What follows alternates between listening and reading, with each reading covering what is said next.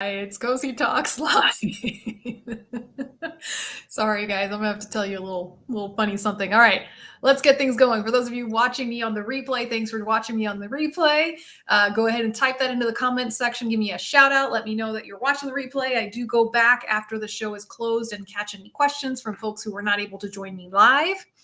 All right, well, I'm waiting for y'all to jump on board. Let me get things going with my Instagram channel.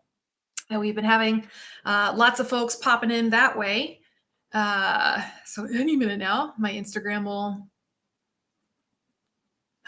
get it going. All right. In the meantime, let's see who is jumping on board this evening. When you come on board, I see a couple of you there. Give me a shout out. Let me know who you are, where you're from, and what is in your mug this evening. All right, let's see. Come on, Instagram. It takes sometimes a minute or two for this thing to catch up to my streaming software program. So we just got to I need that Jeopardy theme song right about now. All right, here we go. It is taking its sweet old time. Hey there, Emily from Central PA. She's got her Mountain Dew with her tonight. We got Rob coming on board from Indiana with his Coke Zero. Hey there, Pastor David. It is a party now. All right, guys, we got Scott coming on board from West Virginia with his cold water. Guys, I am without a drink tonight. Tonight I was playing Mama 4, and I'll tell you a little bit about that in just a minute. Hey there, Andrea. I'm glad you could come. There's my resident occupational therapist. Always happy to see you. All right, let's see if this Instagram channel has decided to kind of wake up and do its part. No, it is deciding it does not want to cooperate with me this evening. Well, that's fine. All right. Well, poo on you then, Instagram. All right. I see more of you coming on board. Woo, it's been a day. It has been a day today. All right, guys, we got a couple of questions. Not too many questions came in, and that's okay. It means it leaves more time for me to answer your questions live. Hey there, Teresa. I'm glad you could join in from New Mexico coming in. Rio Rancho, New Mexico. Very nice. We've got Marianne on board with her electrolyte drink. There's my fire in the show right there with Marianne. We got Kenny coming in with rum and Pepsi in the cup tonight. Ooh, I like that, Kenny. If it had been rum and Coke, we could have called it a Cuba Libre and a little lime juice in there. All right, we got Alex coming in from Lake Norman. There's one of my Tar Heels right there. Haven't seen you in a while, Alex. I'm glad you could join in. All right, guys, I'm going to give Instagram one more try. But man, that Instagram likes to put me through the hoops sometimes, and it is just deciding it does not want to cooperate. So we will just be sticking with Facebook and YouTube this evening. All right, let's go ahead and get this party started. For those of you watching me for the first time or listening in on my podcast, welcome. My name is Cozy Belloso. I'm a physical therapist, amputee specialist here in what is turning into now hot and sticky Tampa, Florida. So yeah, we're pulling into the summer months right now. I'm chuckling right now. I kind of started the show chuckling. It's been a very, very long day. So my husband saw that I was kind of wilting just a little bit as the show was about to start. And then, as wonderful husbands do, he told me a naughty joke, and that just got me laughing. I won't tell you what the naughty joke was, but I can tell you it was really funny and it put a smile on my face. All right, we got Randy Archer coming on board from San Diego, relaxing with some ice water. Guys, thank you again for joining me. I know I'm a few minutes late this evening. May, for those of you who have kids who are in high school or middle school or elementary school or whatever school, you guys know that May is almost just as crazy as December and Christmas for moms. We got all the end of the year banquets, end of the year concerts, end of the year this and that and the other. So tonight it was the end of the year tennis banquet for my daughter. So really proud of them there. All right. Let's see. Andrea is asking how many viewers are active in support groups, why or why not? So Andrea is getting things going. She wants me to do a COSI poll. So let's do that COSI poll, guys. Let's answer this question for Andrea. She is an occupational therapist here in Florida, and she's an amazing therapist and clinician, and I am so happy to have her always on the show. So she wants to know from you guys, how many viewers are active in support groups? And if you are or not, why? Jerry Ann, good evening. Thank you for coming on board. You got your cinnamon roll coffee? Who makes cinnamon roll coffee? Because I want some of that. That's what I want. So let's talk about a little bit about the support groups. I know that on the show, I talk a lot about the healing process from amputation, right? And for me, I kind of think of it as a 3-factor process. It's physical, spiritual, and emotional healing. And you have to address all 3. And when you don't address all 3, that's when you have problems and fireworks. And I speak from this from professional experience, from working with folks with all sorts of different traumas and disabilities and pathologies for the past Holy cow, I've been in the healthcare industry for the past 30 years of my life. And then also from a personal experience, I am a recent breast cancer survivor. And, going through that whole process of getting your world turned upside down from one minute to the next, right? And having to kind of claw your way back through recovery and just discovering yourself along the way with that journey and that healing process. And it does take a village, right? Even for those of us who are clinicians, right? So I learned that the hard way in my own recovery process and realizing that I needed support. I needed the emotional support from my community. I needed spiritual support. I use my faith was very, very big in helping me with the healing process. And it's a lifelong journey. So when it comes to the emotional and even spiritual side, I like to say there's a lot of different ways, that we have the support groups, right? We have in-person support groups, and now thanks to COVID, we have virtual support groups, which has allowed a lot of people to connect from different parts of the world. And also for people who are in places that are geographically isolated to have that support. So, there's that, we can say that for COVID, right? Then you also have, the professional help, help from psychologists and psychiatrists, right? Therapy and professional counseling. We have programs now like the Amputee Coalition and their certified peer visitor program. I can't speak this evening, guys, and I'm so sorry. I was actually talking to someone today from Amputee Coalition, and it was really encouraging to hear all the wonderful things that they're bringing about. They've really been moving and shaking things up and rebuilding a lot of things from the inside out. But that certified peer visitor program is still one of my favorites. And if there's anything that I say to my patients when they're talking to me, I don't just talk to my patients about physical therapy and the physical side of healing from amputation. That's my primary focus, right? Because that's what I do. But I do like to touch upon and address, the emotional and the spiritual side. And I do try to encourage for folks to seek out some sort of support. And again, that can look different for any number of people. I'll say from my own personal experience, I was not necessarily a support group person. I didn't necessarily want to join a breast cancer survivor support group. I admire them, and I've definitely seen a lot of my friends go. For me, it was more about developing the support one-on-one with some of my fellow breast cancer survivors, and also help from my church and clergy there. So I guess the important thing is getting support in any way that you can. All right, let's hear some of these responses that were coming in. Let's see. Hey there, Harsh. Scott says, I'm in a few, but not really active. Rob says, I would like to be active in a support group, but most around me are during the day when I'm working. Victor says, hello, everyone drinking sweet tea. All right, here we go. Robin says, hey there, it's official. My son is, oh, wonderful. Let's take a moment here. We got to say congratulations to Robin. She's got a son who is a new fully certified orthotist and prosthetist in the crowd. He passed his board exams. And guys, I got to take a moment to stop and brag about my friend here, Robin. Robin came on my show about 6 years ago when I still had crazy chemo curly hair. And she's just been not just a wonderful guide, but just a dear, dear friend. She's an amazing, amazing woman. She's a social worker. She's an amazing mother. She's an above the knee amputee and just is a badass. I call her a badass all the time, and she doesn't like it when I say that, but it's true, Robin. You are. And I'm going to get the chance to work with her now badass son as we go to Guatemala in summertime to work with the Range of Motion project. So super, super excited. Congratulations, Robin. Congratulations to you, Isaac. Wow, what a moment for you guys. And guys, the O&P industry has just gained an amazing asset with this young man becoming a certified prosthetist. Let's see. Marianne says, the double above knee amputees, a different breed. Yes, that is a fantastic Facebook support group. I like to be a fly on the wall there and just see everything that you all are talking about. And it's a really wonderful group there. It's headed up by Jeffrey Cook. Let's see. Scott says he was more active after his amputation. Jean says, none in my area, but if I come familiar of someone, I do visit if they are open to it. Jean, it sounds like you need to kind of look into the certified peer visitor program. Scott says, my support groups are online, had a peer visitor, and we remained friends. Hello, Denise. Thank you for joining. So Victor says, none in the area where I am at. Dick Devers is coming in from West Virginia with his spring water. Emily says, I participate in the Amputee Coalition virtual support group and the in-person support group at the rehab hospital in Hershey.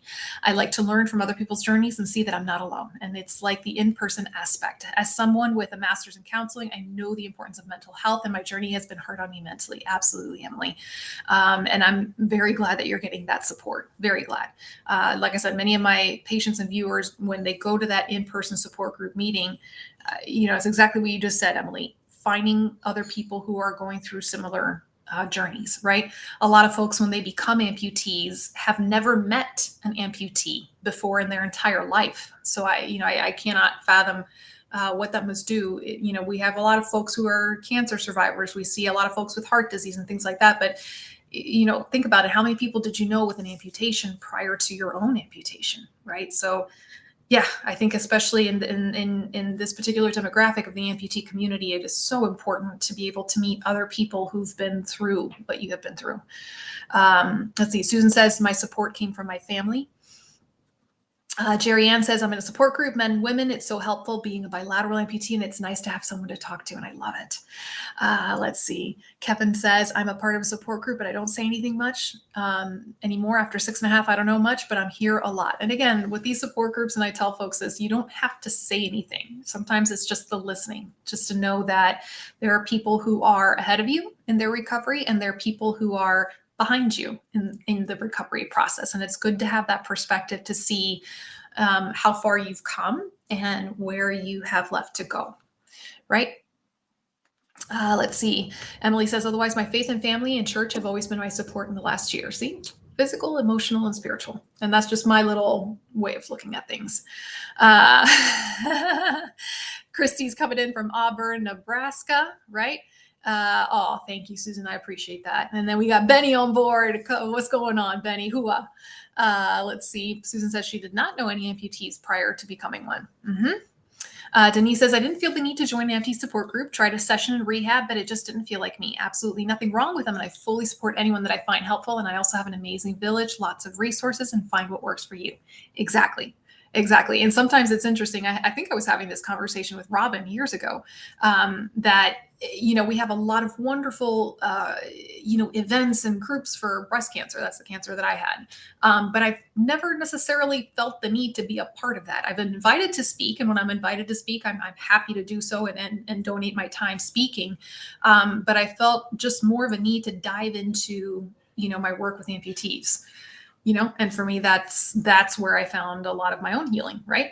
Just being able to take the skills that I'd already been working and just kind of, ramp it up and help out there.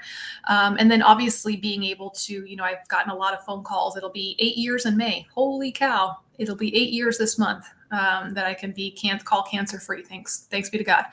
And in those 8 years, obviously, I get a lot of phone calls from all around the world from people, women who are newly diagnosed, and they are somehow connected to me with that whole 6 degrees of separation thing, right? And being able to, help another woman through that process, the same way that many women helped me through that process. And I'm sure that many of you out there, you're already expressing how special it is that even though you're going through your own healing process, to be able to help someone else, right? Robin, girl, you and I need to do a show together because this is definitely your area of expertise. On top of being everything that she does, she is an angel with wings on this earth, and she is a social worker.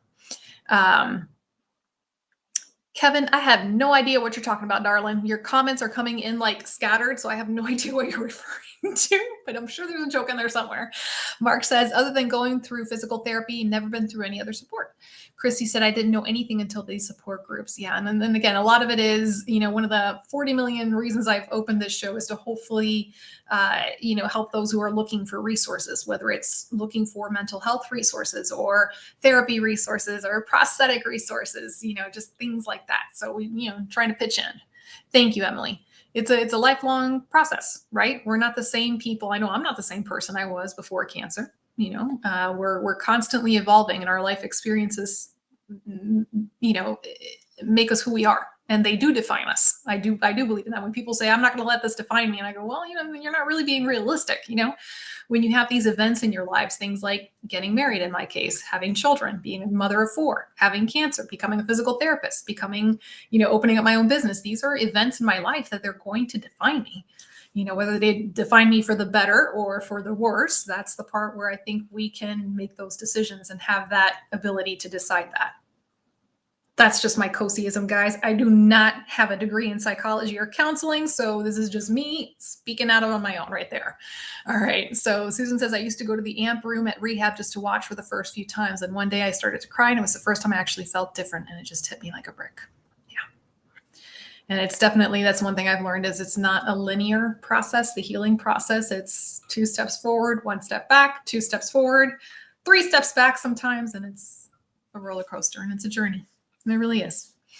Okay, so we started off the conversation heavy tonight, but that's all right. That's what we're here for. All right. So guys, I think I only have 2 questions that came in. Y'all were quiet today on the texting service.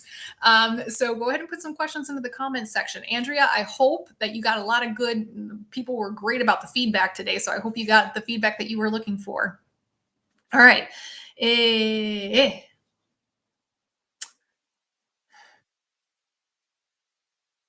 Sorry, I'm trying to find my notes here. Okay, so this question came in over text message, and basically the person says, how can I get a new socket without traveling out of my area?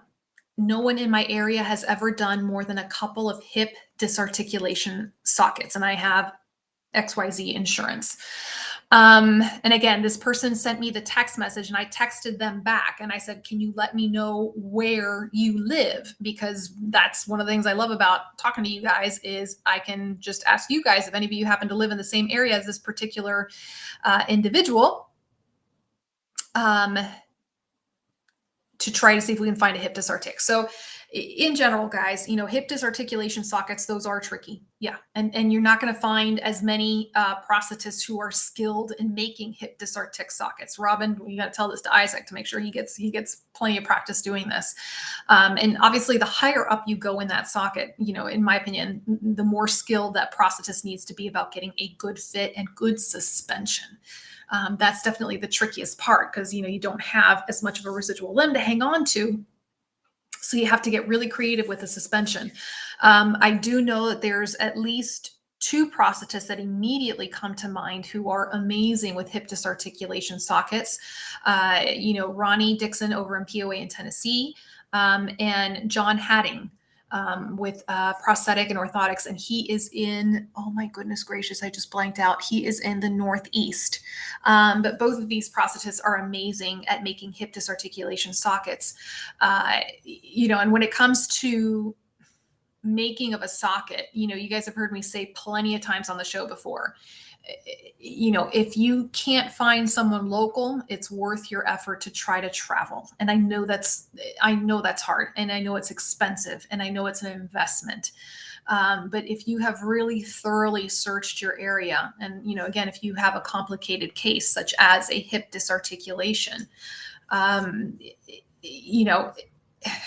it's worth exploring the traveling option. And it might mean that you have to put your goal off a little bit longer until you can find the means to travel to where you need to go.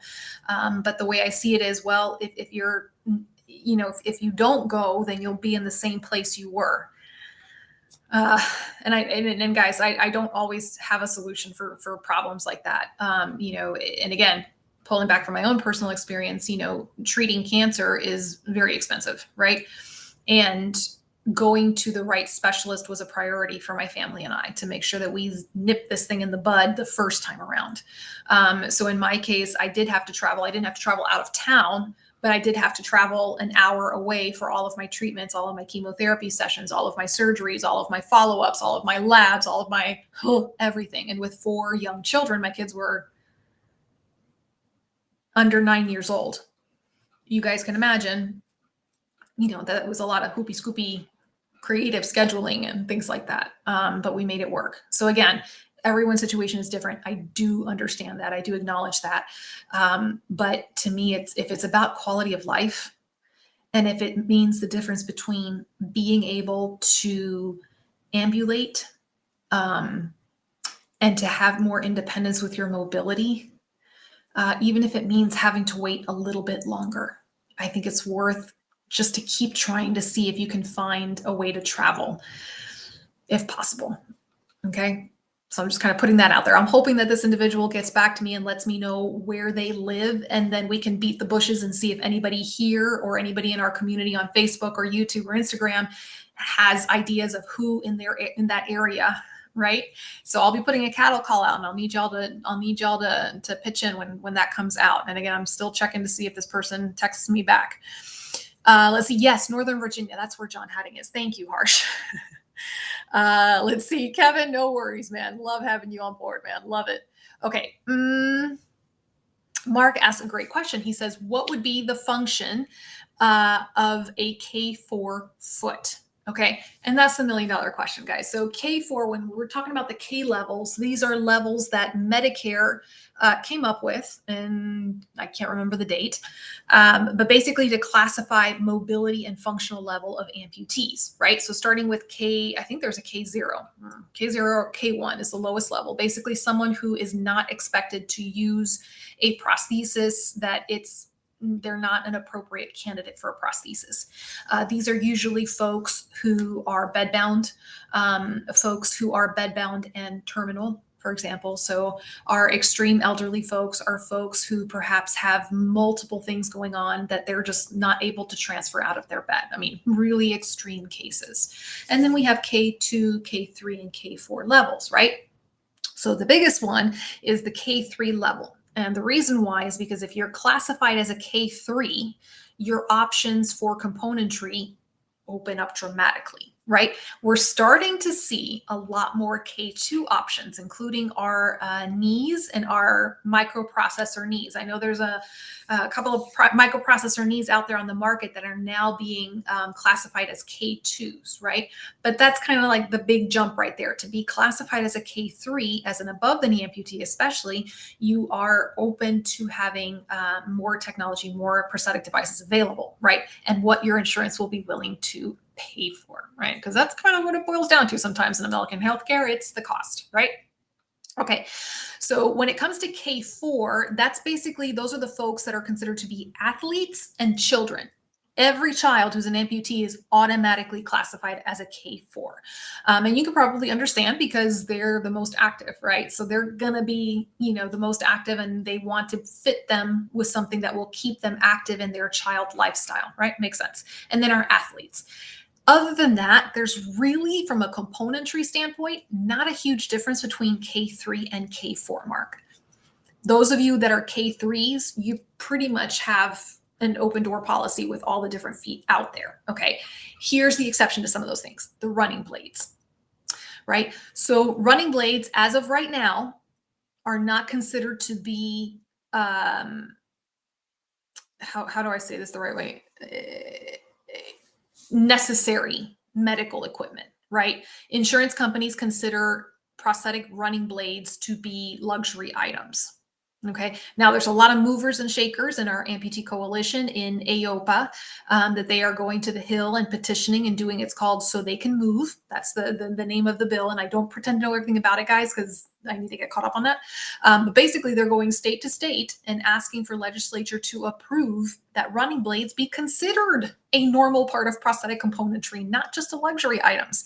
In doing so, that would require insurance companies to cover that. So I am kind of watching that from far away, going, please work, please pass these bills, right?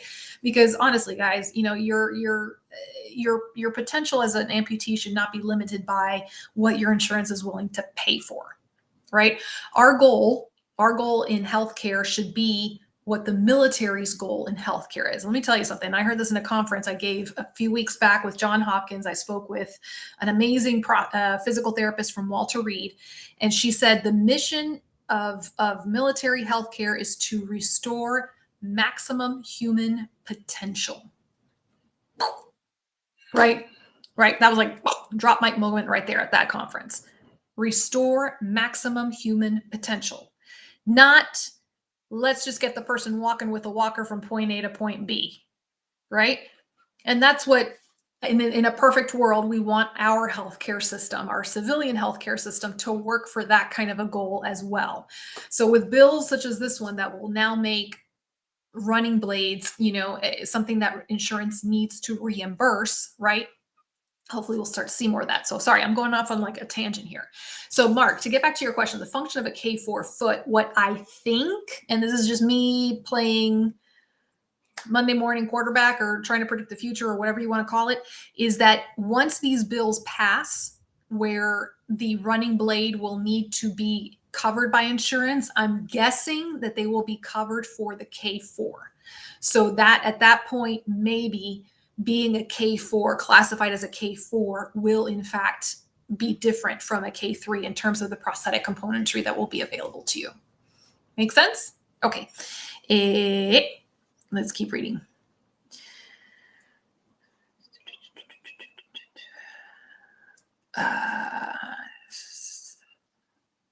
Okay, so Dick Dever says, I am an 8 years out as a left below the knee amputee, and I'm currently in the process of getting a new prosthesis. At this point, I'm using the Echelon VT and I believe that's from Blatchford, which has done everything I've asked, but doesn't adjust for heel change.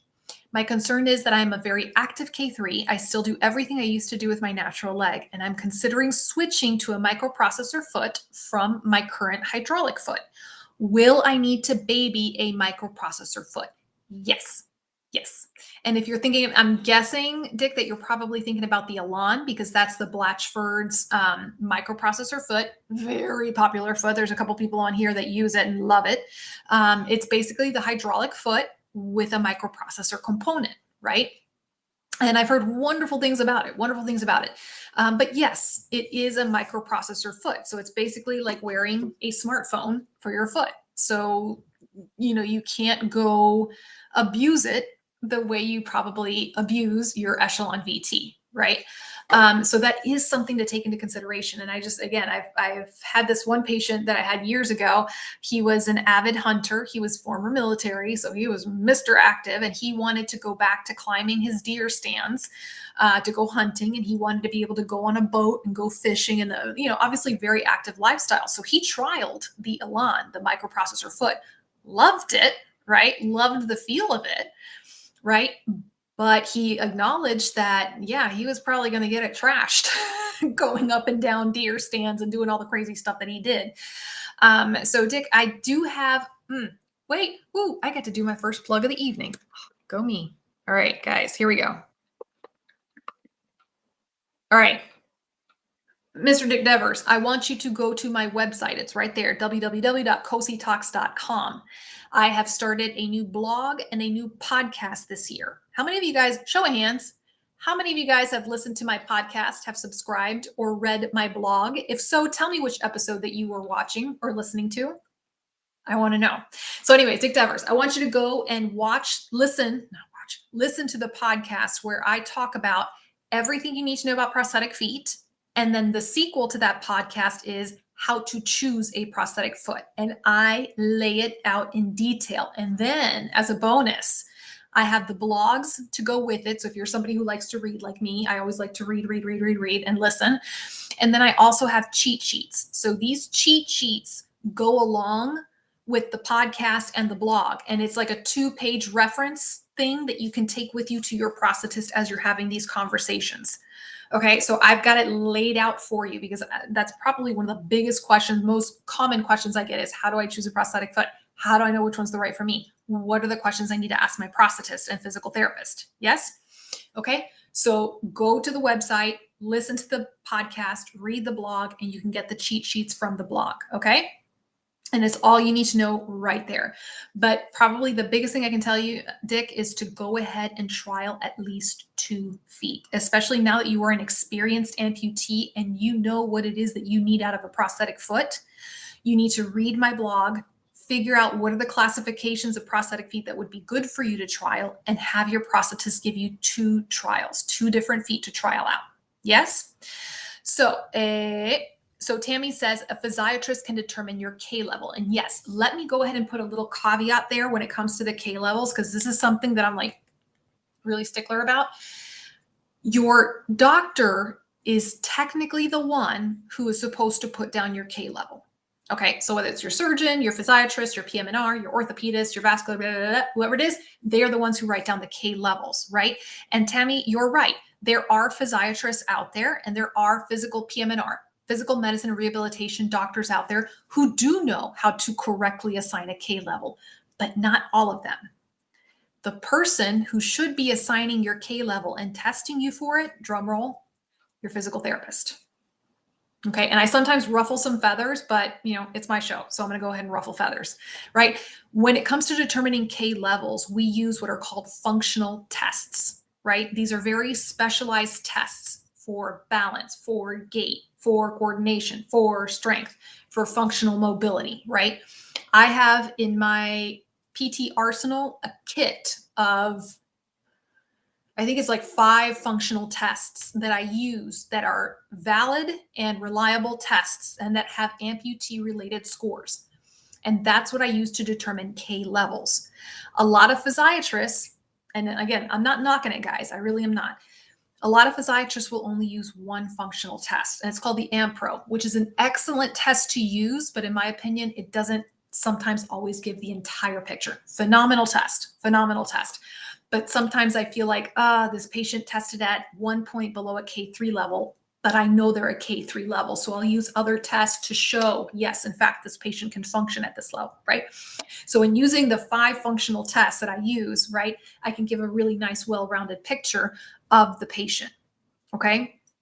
All due respect to my prosthetist, all due respect, unless the prosthetist has received very specialized training on these functional tests, they should not be the ones giving the test. And I say this from experience, okay? There have been a lot of very well-meaning prosthetists, right? That they send their patients to me because they tested the patient and they're just like, I must be doing something wrong because this patient is testing at a K1 or K2, but I know they're a K3. What am I doing wrong? And again, all due respect to the prosthetists, they weren't simply trained in that in their training. That's not a part of the training they received. It's what the physical therapist receives in their training, right? So when I talk to people about getting K-level testing, especially those of you who have grumpy insurance companies that want to see everything perfectly done, go to a physical therapist, have them do the functional test, and then present the paperwork to your physiatrist or your doctor. Okay. And all of that, all the notes that go with that, for me, it's like almost a 15-page document that I send my patients with after we're done. That is what should be submitted to the insurance company. Yeah. Okay. Okay, so Emily says, can you walk us through the tests you use to determine K levels at some point? I've only ever had one test that I know of. Yes. And again, guys, this is something that I came up with. When you talk to any physical therapist, right? So when it comes to physical therapy, when we graduate and we have our license, we can practice within any specialty. That's kind of what's cool about my profession is I didn't have to specialize in just one thing when I became a physical therapist, right? My training qualifies me to practice all the different specialties. And at some point in my 23-year career, I have practiced in all the different specialties with the exception of women's health. That's the only one I didn't get a chance to get some practice in. So these functional tests were applicable to many of my patients. I used them with my cardiac patients. I used them with my neuro patients. I used them with my pediatric patients, right? It's a wonderful arsenal of tools that we have, okay? So any physical therapist, they're going to recognize these functional tests, even if they don't have amputee experience. Yes? Okay. So let me see if I can remember. It's been like I have them up there. I'm like pointing over there towards my desk because that's where I have them all stored. So first the AMP Pro or the AMP No Pro. This test was created by a gentleman by the name of Bob Gailey. And he basically took a bunch of these functional tests and he put them together. He took different pieces and put them together into one test. And it's considered to be a gold standard. That was my dog. Sorry. It's considered to be a gold standard functional test specific for amputees. And it really is a wonderful test. And I use it on all of my amputee patients, right? So the AMP Pro, AMP No Pro, meaning AMP Pro means you're testing it with the prosthesis. AMP No Pro means you're testing it without the prosthesis because sometimes we're testing our patients before they've even had a chance to get their check socket, right? So we have to have a way to test them. So that's one of the tests that I use. The other one is the 2-minute walk test, and there's a 6-minute walk test version. So it's the same thing, except for it's 4 minutes longer. And that's basically testing your endurance, your ability just to keep walking in 2 minutes time. And we have to measure out very specific measurements, and it has to be done a very specific way. The next one I like to use is called the 10-meter walk test. And what the 10-meter walk test is testing is um, how fast you can change your cadence. Okay. How you can vary your cadence while you're walking. So, for example, I like to give the example to folks when you are crossing the street, a crosswalk on a busy street, and you see that the light is getting ready to turn green, you know you got to speed up to get to the end of that crosswalk. Okay. So, that 10-meter walk test is testing to see if you can vary your speed for safety reasons. Another test I like to use, it's called the four square step test, and it looks like the box step in ballroom dancing, right? So you're basically having to move in several different directions, forward, backward, side to side, and it's testing your balance in a very specific way. All right. I really need to do just a specialized show on this because this is a lot of information. I see some of you going, what? So those of you who are just kind of new to this and learning this, don't worry about it. I'll just do a specialized show on the K levels. So Beverly, what does K level mean? She says, my husband's a recent double amputee above the knee. K level is, and I mentioned it earlier, Beverly, so you may want to go back and watch, rewind the show and watch that part of it. But it's a way to classify amputees according to their functional mobility, meaning how active they are, right? So we mentioned the K level goes from either K0, K1 up through K4. So K0, K1 are folks who are not going to be eligible for prosthetic devices versus K4s who are athletes and very high functioning amputees. Okay. So depending on what K level you test into will determine what components your insurance will pay for. Okay, because there are certain prosthetic components that are more suitable for people with low mobility because they're more stable componentry. And there's prosthetic components that are more suitable with people with high levels of mobility. So I hope that makes sense, Beverly. I'm kind of trying to give an umbrella explanation. Now, another popular question that I get is, am I able to change K levels in my lifetime? And the answer is a resounding yes, you can, right? Many of you, when you start off as a fresh new amputee, especially if you haven't had any kind of gait training with your prosthetic device, you're probably going to score lower on those K levels. Okay. And it can be frustrating because you kind of want to get going and you want to get the good prosthetic componentry. But I tell people, don't get frustrated. Get the proper physical therapy, get the gait training, right? And eventually you'll be able to test again and improve your K level scoring, and then perhaps be a candidate for more advanced prosthetic componentry. Does that make sense? All right.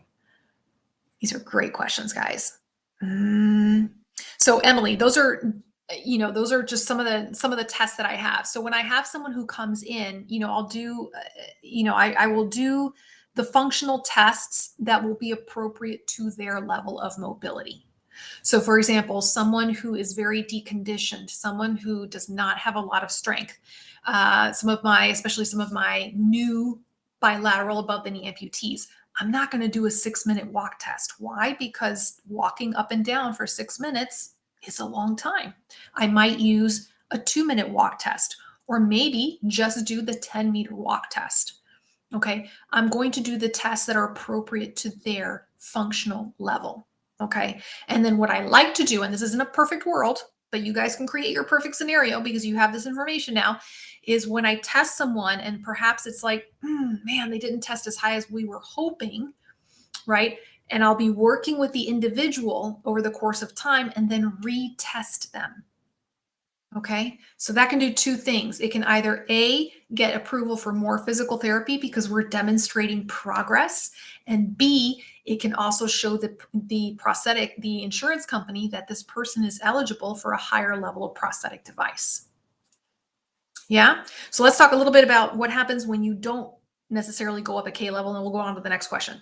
There are some people that they are K1, K2 level, and there is nothing wrong with that, guys. A lot of people get discouraged sometimes because they say, I'm a K2, I don't get good prosthetic componentry, I don't get all the newest technology that the K3, K4 users have. And I say, just hang on a second. The purpose of your prosthetic device, okay, is to give you the maximum amount of mobility and independence with your life, right? With your physical life, right? So if you are truly testing at a K2 level, okay, the K2 componentry is probably what is best for you. Okay. Now, there are some cases where people are K2, and if they had K3 componentry, they would function as a K3 level, right? But there are some folks that if I gave them a K3, K4 knee, they wouldn't be able to handle it, right? They wouldn't be able to handle that amount of mobility. They wouldn't be safe. They would not be independent, right? So I always like to make that caveat for folks. There's nothing wrong with being a K2. And I've had so many K2 patients over the years that they are independent with their prosthetic devices. Why? Because it was the prosthetic device suited best for them. Okay, so I always like to make that caveat because I don't ever want to feel people to feel like they're being held back, by that. Okay, but again, guys, this is where the communication with your prosthetist, your physical therapist, and your doctor is so important to see where is your true um, what is your true potential for your mobility, and how can your team get you there. Yeah. So if there's one takeaway from this particular discussion about K levels and everything, it's discover what is your true, discover your possible. Robin, I hope you're still there and I just gave you that plug. Discover what is your true possible, right? Discover what it is that will make you the most independent with your mobility and what you need to get yourself there, whether it's more physical therapy or a different prosthetic device. Yes? Okay.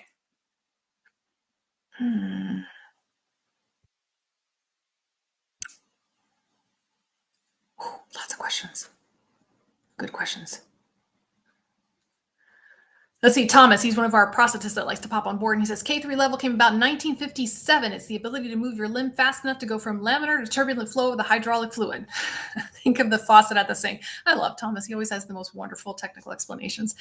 If you turn it low, it's clear. When you turn it up, it gets all the bubbles and the water going into the sink. Simple as that. Making your limb move both slowly and faster is what's K3. So you make the prosthetic knee use both modes, right? And it's variable cadence. The difference between K2 and K3, the magical thing there is being able to vary your cadence, right? Let's see. Tammy says, I've been an amputee for 22 years and I've always had to use a physiatrist for K level. They have never put me below the K level that I need, and I'm a K3. And Tammy, that is wonderful. Whenever I hear someone like yourself say that they have a physiatrist who knows what they're doing in terms of K level, I'm like, hallelujah, thank goodness, right? Again, I'm speaking for the majority, and unfortunately it is what I see in my practice in physical, and just seeing patients for over 23 years and just for the past 6 years doing the show. The majority of amputees I see do not have a qualified doctor in that regard. They have wonderful doctors in the sense of their health, managing their diabetes, managing their blood pressure, vascular issues, but when it comes to managing their life as an amputee, the majority of my patients do not have a doctor who's a physiatrist who is trained in these K levels, right? And again, that's something that why I'm trying to advocate and educate here. So if you find yourself in that position where you do not have a trained physiatrist, right? Then you need to, really communicate with that physical therapist. And then as a caveat, Tammy, I've had the chance to work with several wonderful physiatrists, right? When I worked in the inpatient rehab hospitals and things like that. And you are part of a team. So when I worked with some of these podiatrists, they understood the K levels. They understood the functional tests that we use to determine K levels, but they would have the physical therapist do the testing. So that's kind of what protocol dictates, right? And everybody works a little bit differently. But again, that is the general protocol. Let's see. We missed a couple of questions here. And guys, I am trying to get to all these questions. By the way, guys, if I miss your questions, believe me, it is not on purpose. I'm putting my email down. So for those of you who have questions that I just don't get around to for whatever reason, please don't be shy. Email me. If I don't answer you within 2 business days, nudge me again. Okay. And again, it's because it's a lot of questions that come in and I want to make sure I address everyone's questions. Sorry, trying to scroll back and see where I left off. Wow, lots of great questions. Love it. Okay. Teresa asks, generally speaking, what is the prognosis for a decent gait after a setback, like what I had with a torn patella tendon on the sound side? If there are no other health problems, the knee is healed and the leg fits well. Prognosis is very good. And again, I say this, but it's true. Every case is very, very unique. When I worked in the hospital settings back in Miami in the trauma hospitals, I saw my amputee patients from the get go. So if they were waking up from surgery, I was able to start working with them there. And it was wonderful because I could instill this relationship with my patient and start working on things from day one, right? I moved here to Tampa, I opened up my outpatient practice, and whoo, completely different scenario, right? A lot of people in my area, there's first of all, there's only, I think, yeah, not a lot of people in my area practicing amputee physical therapy, hanging a shingle. So in the area, there hasn't been a lot of follow up with physical therapy for amputees, right? So a lot of the patients that find me in my practice are months to years out of their amputation. Some of them had a little bit of physical therapy, but it wasn't specialized. Most of them never had any therapy. They just didn't for whatever reason, right? So they have gait deviations, they've had hip replacements, knee replacements, they've had a lot of stuff going on. Usually my amputee patients are not just amputee patients, they have a lot of other things going on. I evaluate each and every one of them, and we have some really great success. You can have some really great success when you find the right physical therapist, when your socket is fitting properly, because I can't do my job if the prosthetist didn't do their job in making a well-fitting socket, which is why I love working with my local prosthetist here, because we can really, with a team approach, make things happen. So that for me is what really determines a prognosis on a patient. Their medical history and surgical history, yes, obviously that plays a role, and we have to be realistic with some of our goals. But for me, it's the determination of the patient, huge.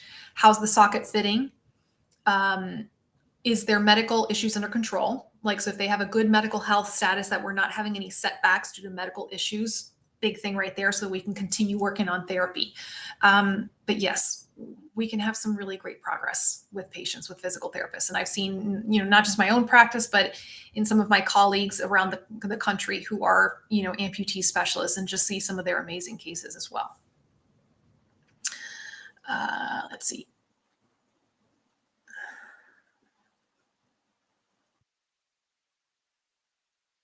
Scott says revision done and hopefully heading for K3 soon. If the surgeon does her part, I'm putting it in the clinical notes. New leg starting soon. And again, guys, you have a doctor who's good, who knows your K level. And sometimes I see this where, and again, I know I'm beating the dead horse with the K levels this evening.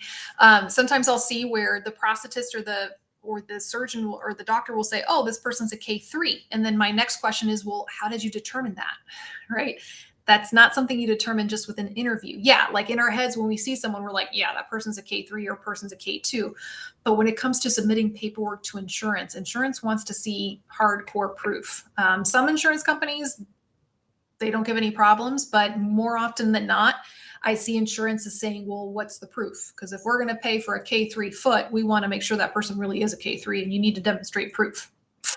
Right? So again, that's where the proper K level testing comes into play. Some of you haven't had to worry about that, and honestly, awesome for you. That's great. Gustavo, ¿de qué hablamos hoy? Opinión de pie levanto de Ottobock. Huh. No conozco ese pie, Gustavo. So guys, sometimes I have Gustavo here from Argentina. He's a physical therapist there. And I have some folks from Central and South America that listen on board, and I'm always happy to have them. So Gustavo, no conozco ese pie muy bien. Déjame ver cómo se llama en inglés y así te puedo dar una opinión. All right. Brenda says, went ballroom dancing and learned the 5 basic dances. So good for mobility, balance, and brain-body connection. No joke, Brenda. So for me, I used to, once upon a time, I used to do a lot of ballroom dancing. I danced in one of the Super Bowl halftime shows back when they were like really fun to watch. But the 4 square step test, and I do teach this, and it's in my book. Am I getting to plug my book as well? Yes, I am.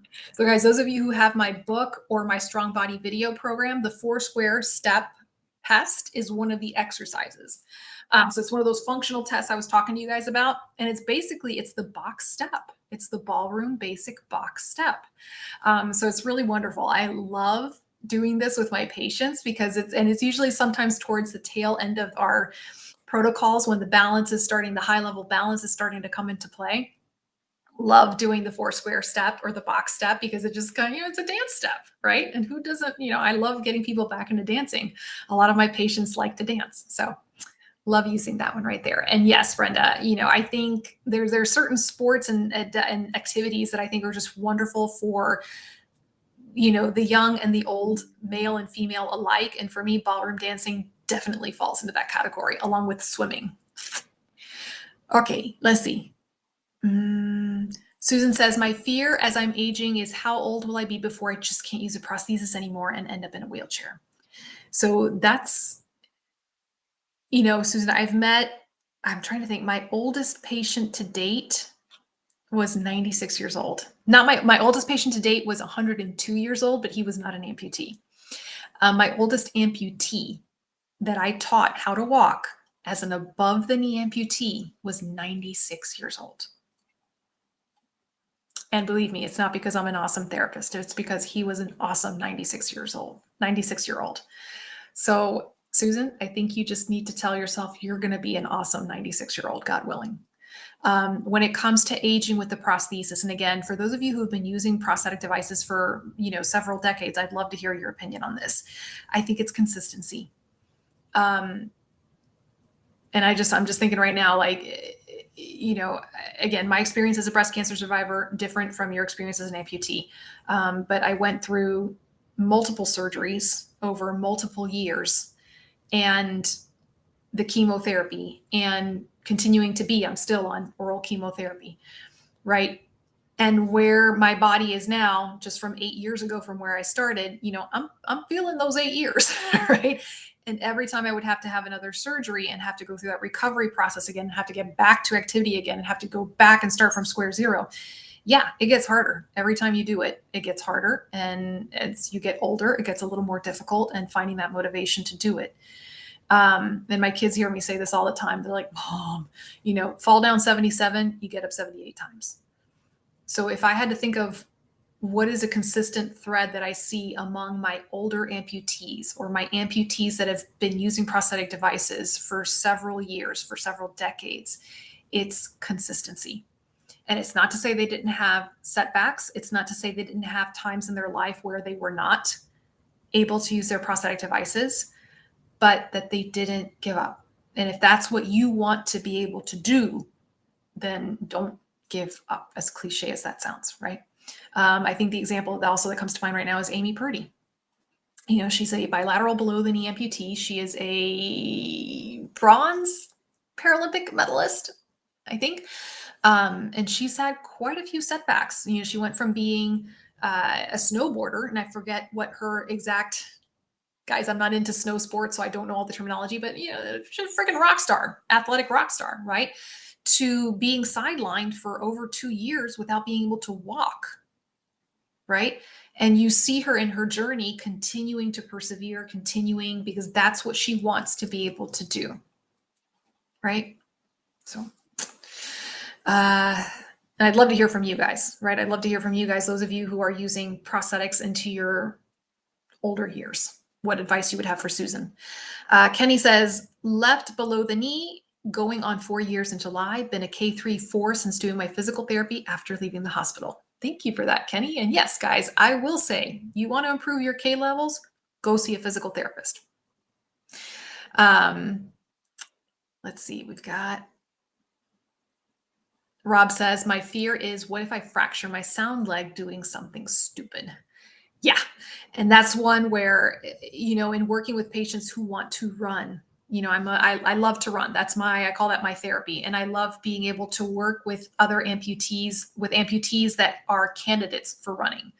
But make no mistake, whenever I do have a running candidate, I sit them down and I have a come to Jesus talk with them. And I say, you might be a running candidate, but you need to understand there's a high risk for injury with running if you don't do it properly. And even when you're doing everything properly, you can still be at a high risk for injury because it's a brutal sport on the human body, right? So, and I want folks to be informed, right? And that's the best thing I can tell you, Rob, is when you're heading into an activity that could be considered stupid. And believe me, I am the queen of doing stupid things. I'll be the first one to say it, right? And, having to gauge, okay, the quality of having this experience versus the risks involved. Is it worth it? right? And there's some folks that they say, no, being able to run is not worth the risk. It is not worth the risk of potentially throwing out my knee, my sound knee, and then being up a creek without a paddle. And then there's some people that say, you know what? I want to run or I want to go do whatever crazy activity it is, and I'm willing to accept those consequences. So, it's not to live your life in fear, but it's also to approach with caution, and we know when we're about ready to do something stupid, as young as when I was 10 years old, I knew when I was doing something stupid that could potentially get me hurt. Right. So, approach each one of those activities one at a time and just see, risk versus benefits. Right.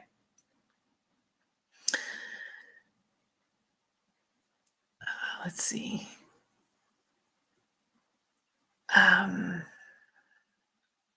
Susan says, I have an elevated vacuum suspension in my old skin. When I'm old, probably wouldn't be able to handle it. I'd have to go to a pin lock and use very seldom, maybe just for transferring, because pin lock always gives me blisters. And again, Susan, you bring up very good points, right? Very good points. Is as we age, our skin also ages, our skin changes, right? The integrity of the skin changes. Don't I know it, right? So having conversations with your prosthetist and keeping an eye on your skin, you're absolutely right. But it's not to say that there aren't solutions down the line. Other thing to keep in mind, Susan, is if you are using your prosthesis on a regular basis, your skin grows accustomed. You shouldn't have calluses or anything like that, but your skin should be growing accustomed to that usage, right? You might have to make some changes down the line.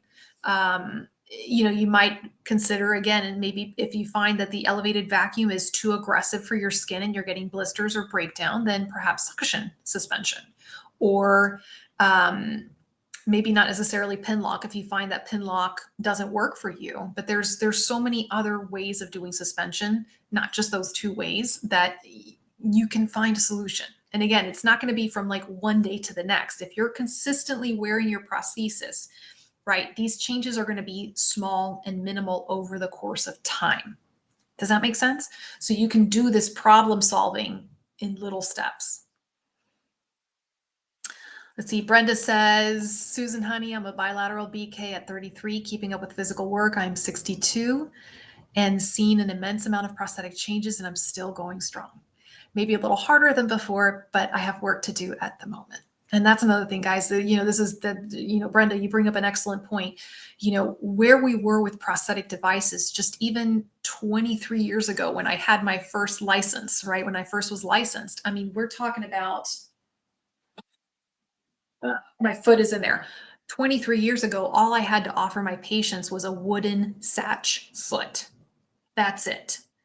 Like any of the one or two good dynamic feet out on the market were only available to like the military, right? And in 23 short years, because 23 years is not a lot of time if you think about it, we've come a really long ways with our technology. And just even in the 6 years that I've been broadcasting this show for 6 years, guys, just the advances we've had in adjustable socket technology, osseointegration, TM&R surgery and procedures. So everything that's just booming right now in the amputee market. So you can only imagine 10 years from now where we are going to be with options and solutions, right? And Susan says, I've been a right BK for 10 years and I just turned 60 and things are still fine so far. Keep going. Dixie Down says, the majority have never heard of a physiatrist, which is so unfortunate. Yeah. And again, folks like Tammy who have a good physiatrist, it's just like, oh my gosh, that's wonderful. Wonderful to hear that, right?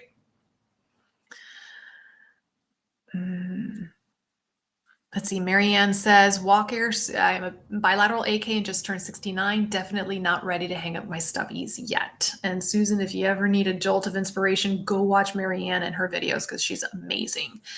Brenda says, no assistive devices unless I have to walk more than a mile. But what I tell myself, I don't think, just do. We can drive ourselves crazy. Yeah. Let's see. Jerry says, I'm a bilateral and I haven't walked about 6 times and had a revision 6 months ago and I'm still healing. I hope I will be able to walk someday. I'm 68 old. Like I said, guys, 96, and he was an above the knee amputee. If I could teach a 96-year-old gentleman how to walk as an above the knee amputee, he wasn't doing hurdles, right? But he was trucking along with his walker and able to move around his home. Eric says comorbidities, surgical techniques, procedure can all be variables. Absolutely. Absolutely. A ver, ¿qué más? ¿Qué más? ¿Qué más? ¿Qué más? ¿Qué más? ¿Qué más? Floyd asks, how can I get treated for shocker pain episodes? I'm assuming you mean phantom pain because man, that's the big talker right there. Floyd, we literally would not have time tonight to do a whole thing on phantom limb pain. And we are running a little bit out of time. So Floyd, for now, I'm going to kind of cop out and tell you, check out my YouTube channel. There's a lot of videos that I've done on phantom pain, on residual limb pain, on phantom sensation, the differences between those, what are different treatment techniques, both conservative, medical techniques, surgical techniques, lots of stuff. So I would encourage you, Floyd, go look at my YouTube channel. And I promise you, I'm not trying to cop out. It's just we're going to run out of time. And that's a big, big topic right there. All right. There was one more question, guys, that I did want to get to. Let me see if I can find it. Emily. Emily, I didn't forget about you, darling. She asks, I know you've talked about interviewing your prosthetist. How would you go about interviewing a physical therapist? I'm back in outpatient physical therapy, but the PT I was working with is PRN, meaning they only work part-time. Their new physical therapist that is an amputee specialist is only there until the end of the month. And the other two PTs don't specialize in amputees as far as I know. I was looking forward to working with the same person I worked with before, and it doesn't look like it's going to happen. Again, and this is a frustration for many of you that don't have access to a physical therapist who has amputee experience. So when it comes to interviewing, I talk a lot about interviewing both your prosthetist and your physical therapist, right? We're being hired for a job, so you guys have the right to interview us, right? So questions you want to ask your physical therapist include, have you ever worked with an amputee before? And it's okay if they say no. And they should be honest with you about it. Some of them might say no. Some of them might say, well, I have the occasional amputee, and start there. Other question you should ask, especially if they say they have no amputee experiences, are you willing to have a meeting and speak with my prosthetist? Okay. So I was very fortunate in my early days as a therapist where I had one of the top amputee specialists train me. But a lot of what I learned also came from working with the prosthetist that was down the hallway, right? It's a team approach. So my physical therapist mentor taught me about prosthetic componentry because he knew a lot, but his focus was obviously on teaching me gait mechanics and how to treat the gait in the amputee patient. What I learned from the prosthetist were the nuances of the prosthetic devices and alignment and gait, things, how we change things in the prosthesis to help with alignment, right? So when you come across a physical therapist that perhaps does not have much amputee experience, you want to find one that is willing to reach out to the prosthetist and work together with them, right? That they're willing to work together as a team. And guys, as PTs, we are always working as a team, whether we're working with an occupational therapist, whether we're working with the doctor, whether we're working with a wound care team, or in the case of amputees, our best buddies are the prosthetists, right? That's the peanut butter to our jelly right there. Okay, so that's another question. Other questions I would ask is, am I being treated with several other patients? And that's kind of a big stickler for me. A lot of clinics, they will have the physical therapist working with 3, 5 patients at the same time. And things to ask that therapist are, can you schedule me so that I'm not working with 3 or 4 or 5 other patients where I can have a little bit more focused care? You may not necessarily get one-on-one care, unless you go to a practice like mine, which is a cash-based practice, and I work one-on-one with my patients. A lot of these practices nowadays that they work with insurance companies, so these PTs have to work with multiple patients at one time. But you can certainly request and say, hey, can I just come in and be scheduled at a time where it's not as busy so that I can get more of that individualized attention with the physical therapist? That's a big one. And you can ask for this, guys. You have the right to ask for that. Other questions you can ask the physical therapist is, will they work with your goals? Right? One of the things that really kind of drives me batty sometimes when I hear about physical therapists who are not amputee specialists, that they just put a hot pack on the patient or put them on a bicycle or just do a few steps with the walker and don't really progress patients. They don't really talk to the patients about what their goals are with mobility. Right. And guys, you don't have to, you don't have to be an expert to know when your clinician is vested in helping you reach your goals. Right. So, in that initial evaluation with that physical therapist, you'll be able to tell a lot about what they're going to be able to do for you. And again, don't be turned off necessarily if they're not amputee specialists, because again, there's not a lot of them around, guys. I'm sorry to say that's just the reality of it right now. But if you're willing to, if you have a physical therapist who's willing to learn, who's willing to communicate with your prosthetist, who's willing to work with you, that's the physical therapist you want. Okay. And yeah, much like your prosthetist, it may take you a couple of tries before you find the right one. Let's see.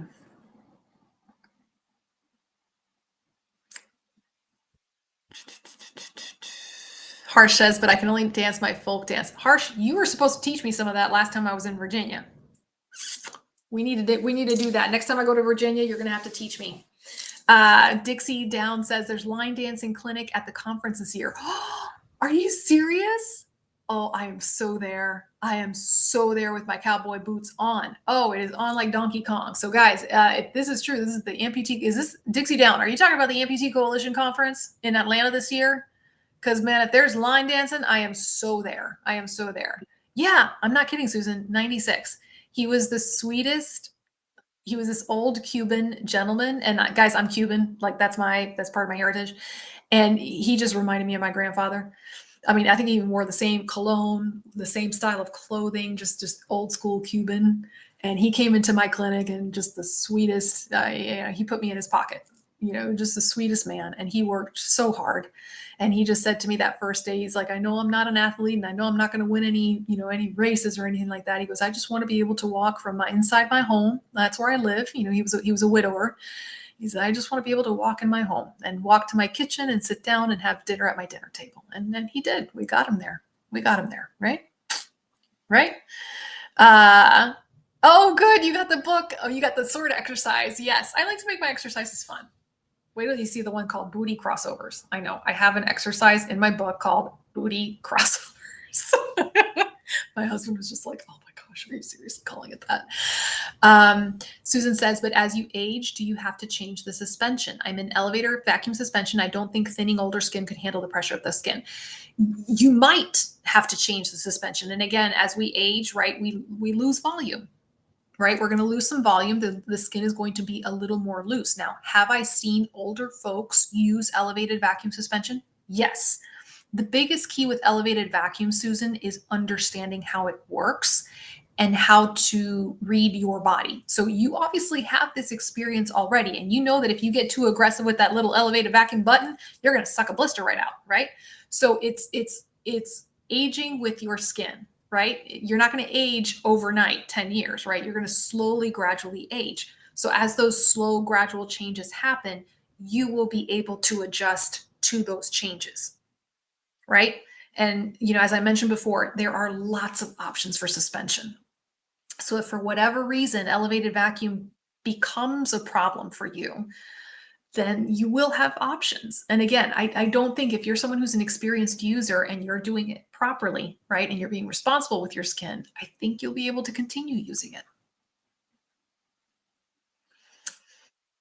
it. Brenda says, definitely consistency. And I try to say, don't think, just do. We can drive ourselves crazy. Bilateral BK for 20 years. Brenda, thank you so much for being on the show. I think this might be the first time I've seen your name. So I appreciate you being and giving your input. Thank you very much. Thank you for that as well. Definitely. Thank you for that. Tammy says, I wear my prosthesis from the time I get up until I go to bed. Consistency is important. Also making a point to take care of your residual limb health. Right, BK for 22 years. Hallelujah, Tammy girl, you are hitting all the good points tonight. I love it. I love it. And yes, taking care of residual limb health. Holy cow, if there's a horse that I really need to stop using the beat the dead horse analogy. People are going to think I'm an abusive to animals, which I'm not. But if there's a soapbox, let's use that. If there's a soapbox that you all have heard me use over and over and over again, it's about caring for your residual limb. Skin health. I haven't done one of those in a while. We need to do some skin health. Yeah.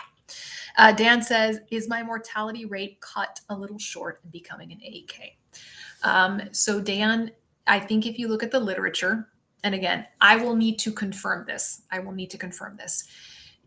When I see an amputee who is not living the life expectancy as somebody who has both anatomical legs, it's usually due to the health process underlying it.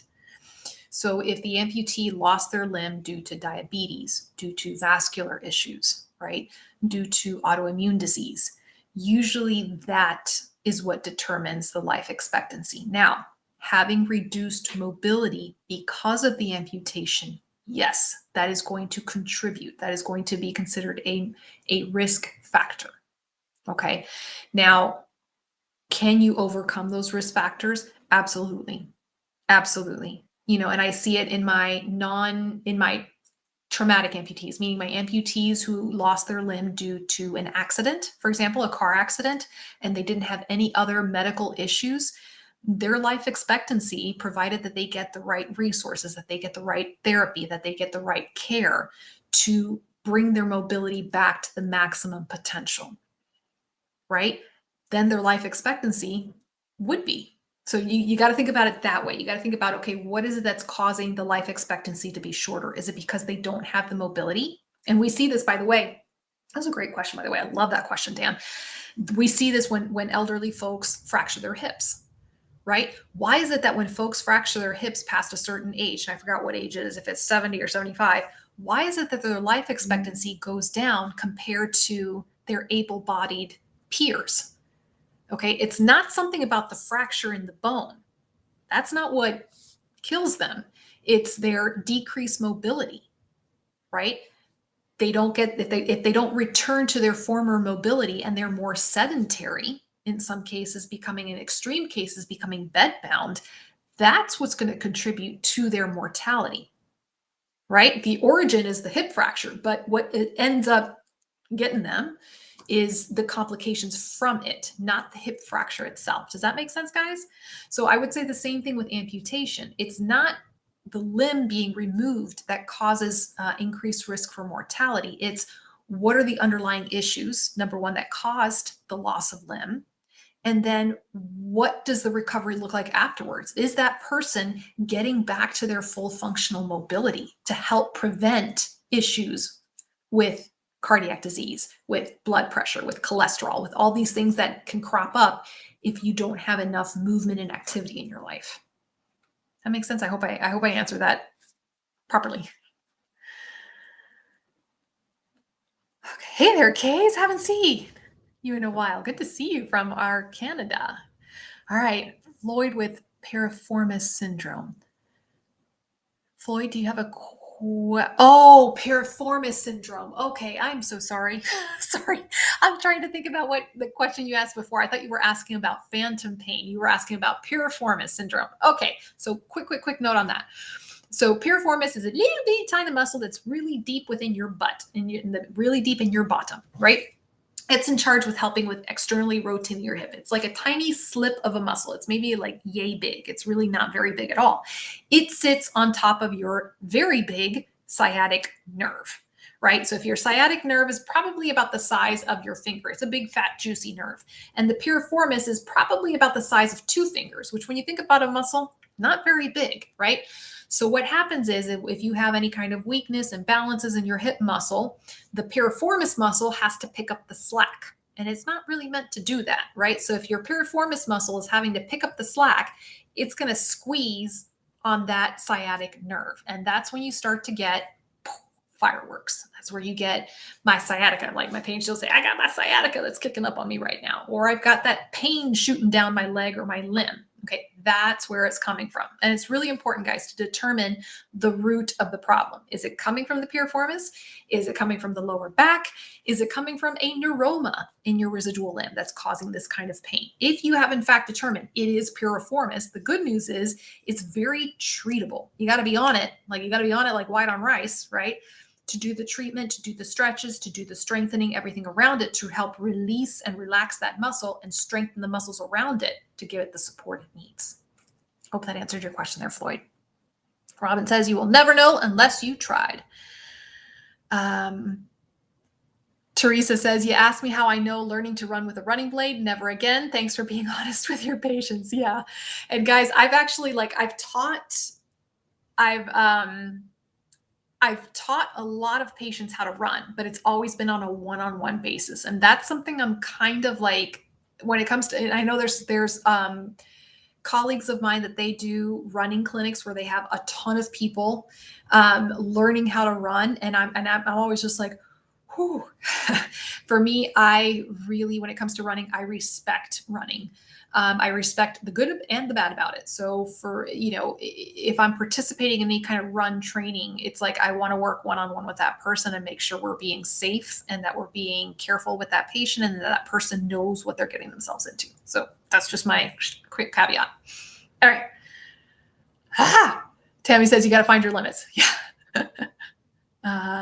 Oh my gosh. Right, Brenda? So she says there weren't any gel liners when I lost my legs. They were life-changing. I remember like the P-Light liners, right? And it was like, whoo. So I worked for several years using the P-Light liners. And then I had like a little, time off where I was doing home health, not necessarily amputee care, but home health because I was having like a million babies.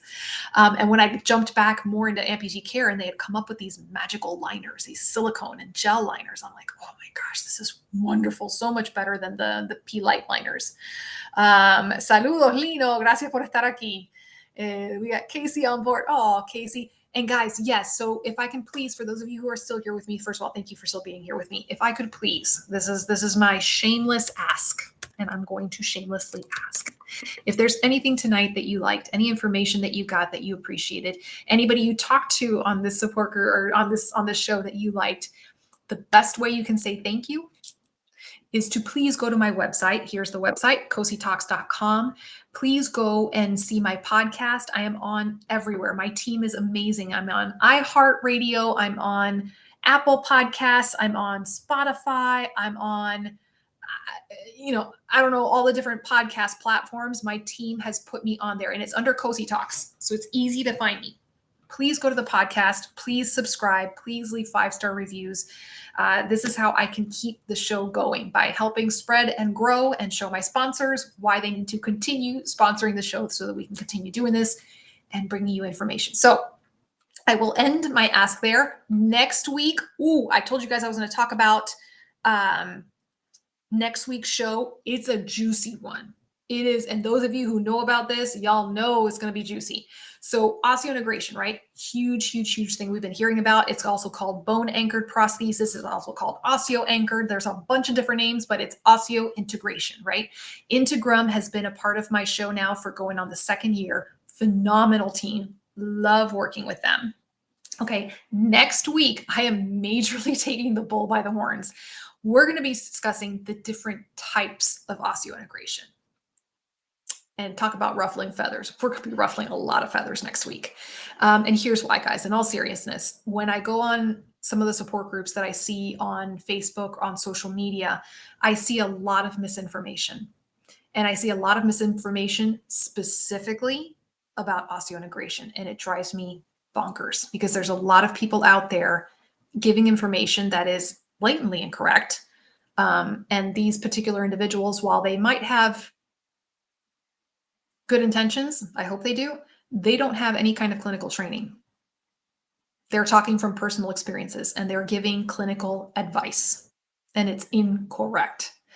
So whenever I see things like that happening, it just drives me all the more to do a show about it and bring on qualified, credible, special guests to talk about these things, to tell you the facts, to talk about the research and the literature. So my guest next week, his name is Dr. David Doherty. He is an orthopedic surgeon. He works out of the University of Texas in Houston Health Center. He has trained in the 2 major types of osseointegration, right? There's 2 big types, and we're going to talk about all of that next week. There's 2 major camps, and you're going to see, any of you guys who've been on those Facebook support groups, you see the fireworks going with these folks. Pro this, pro that, right? So I'm bringing, and I love the fact that Integrum is so supportive of this show. Like, this is why I like working with Integrum. One of the many reasons I like working with Integrum. But we're going to talk about the different kinds of osseointegration. And we're going to tell you where it came from, about the differences in the devices, about the differences in the procedures, about the differences in the recovery, right? The recovery and the rehab protocols, because there are differences. And if this is something you're even remotely considering, you need to know this information. And if this is not something you're considering, if you're an amputee, you still need to know about it because you're going to run into someone who needs to know about it. All right. So, big, juicy show next week. I want to see all y'all there next week, next Wednesday, 8:30 p.m. Eastern Standard Time. Go check out my podcast. Keep an eye on your e-blast for the emails because I'll be sending out more information. All right, guys. With that, I'm going to say good night. Thank you for letting me be a part of your lives this evening. There was some phenomenal, wonderful discussions tonight. And I thank you for those of you who are my newcomers. Thank you for coming on board and sharing a part of your lives with us as well. All right, guys. We'll see you next week. Same bat time, same bat channel. God bless.